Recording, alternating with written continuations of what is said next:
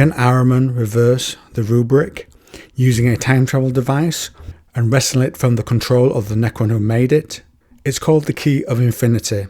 Ahriman wants this Necron device to reverse time and restore his brothers in the Thousand Sons to before they were warped by the flesh change, the mistake he's always driven to reverse.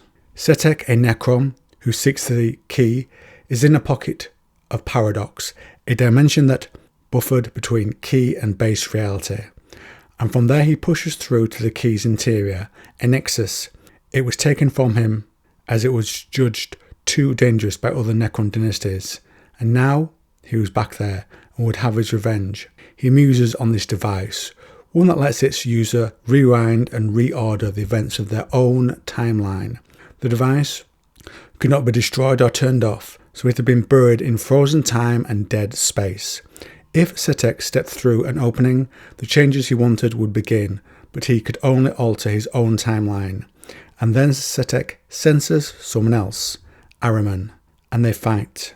Ahriman vanished just after their swords clashed, and Setek sifts through trace radiation, atoms and energy residue to track the Thousand Sons sorcerer. Nothing. The key was made for one person. Setek did not know what the presence of two would do, and he realizes that the device had separated them, as it could not let two entities control it. Setek sees one of the doors that leads to a certain choice in his timeline, and he goes through it to eliminate Ahriman. But as he arrives, Ahriman does it first, and he falls into infinity. As he does this, he reaches for the warp. It's still there, he finds, calm, and thinks this is what all the immaterium must have been like once before life and thought changed it. It was peaceful but dead. Setek had allowed emotion into this place, as it was essential to higher level Necrons. Needed.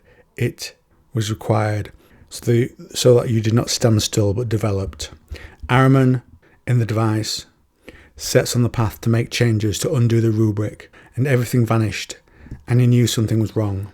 And he found himself on his ship, the Hecaton, as he still searched for the key, with no memory of the meeting with Setek, and that scared him the most. He remembered everything.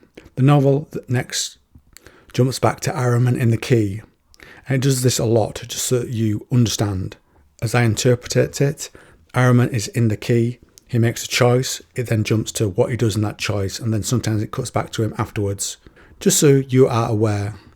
Ahriman back in the key has now learned that inside the key, there was no past and no future. Everything was now. Ahriman had been inside the key long enough that he should have starved by now, but he hadn't, which is why he knew that. He walks through another passage, and he's back on his ship in his sanctuary. There he is attacked by a powerful ancient demon called the Bitter Kin. One part he binds, but after he was out for a while. When he wakes on his ship, an Eldari Solitaire is there. He feels he has lived this moment before, when the Eldari attacks and its monofilaments came for him, and would make a bloody soup of his insides. Ahriman uses his mind to tear that limb from the Harlequin, stopping it. Then he wakes again. Ahriman has taken a chronometron that belongs to Setek, I assume, so he can step back into the Key to Infinity, and this allows Setek to locate Ahriman and disable the weapons on his ships and sneak troops on board. An ally of Ahriman, Theseus, speaks to the bound Bitterkin and asks what memory Ahriman asked it to take from him. Then an Ahriman appears, and an image of him also that says it knows. This has lived through this loop before and is a projection from the key. Setek, meanwhile, unleashes his forces onto the Thousand Sons vessels, flayed Necrons.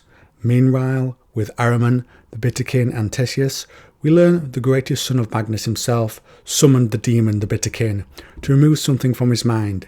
Theseus now gives Ahriman back the memory he gifted away.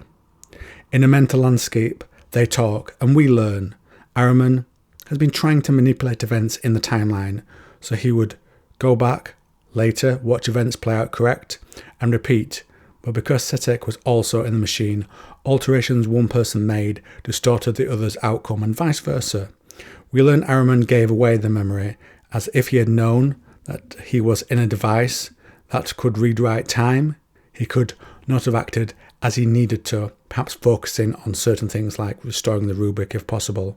Now Ahriman says he will go into the key, and Theseus is needed to face the Pyrodomon, which is an after effect of the second rubric, and is hunting the thousand-sun sorcerers that cast that rubric to turn them into rubrica.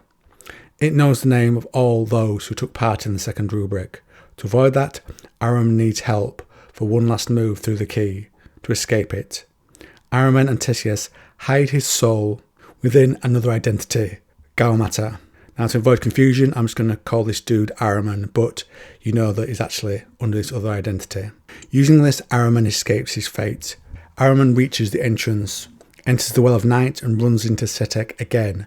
Ahriman says he wants to talk, and says he wants Setek to understand how he has lost. This is the end, Setek, Ahriman said, and shows Setek what could have been the victory that could have been his, where there were no enemies in that future, as Setek holds all life still at the moment of death. Then Ahriman explains to the Necron how the device works. He says it allows for temporal iteration, i.e. relive, revise, repeat, but also self-referential iteration. Setek does not know a great deal about the device, as it was taken from him before he could truly understand it.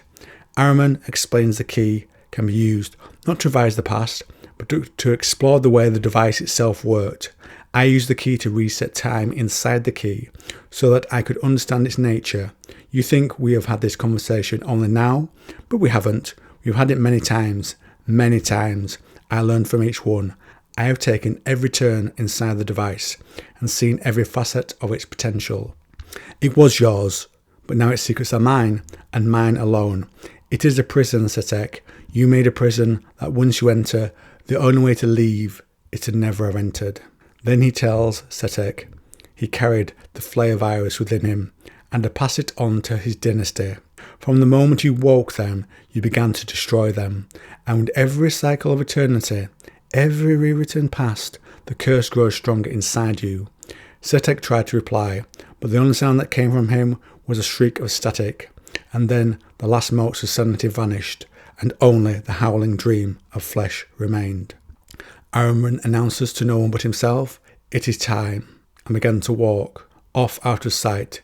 The mechanisms of the Key of Infinity began to evolve through space and time. The passages changed around him as he moved. Openings branched off. The black substance of the walls slid into translucent white. Images swam there, ghosts of the past, caught at the edge of his sight. They were the pasts he had already lived and which he would now overwrite. He walks through his own past and stops. There he speaks to Helio, the rubric victim, now Rubrica. He restored this person to a real body, but not with his original mind. And he says, "You are our destruction, Helio."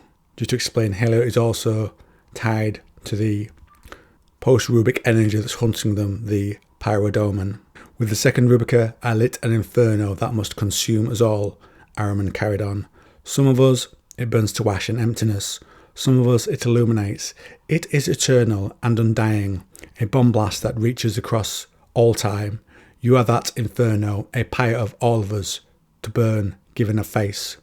A future where the thousand suns are gone, a name for a legion of scorched armour, walking the universe, burning all in its path. Warriors without names, without hope of salvation, and at their head, you, the face and voice of annihilation, on and on forever, a fire that cannot be quenched. That is the future where you exist, and it is not the future I can allow to come to pass. And he makes a choice to not cast the rubric for the second time. So thus, Helio and the Pyrodrome are never made. But Ahriman still seeks another path to salvation for his brothers, and turns his eyes towards the Eldari's Black Library, hidden deep within the webway. A decent wrap-up with the Ark under John French, and now he steps into the modern obsession of the Black Library, which has been covered in various books. Now, I enjoyed the book overall. There's more you can learn about Ahriman's father, Magnus, when he was a hero perhaps. If you're interested, try clicking on this video.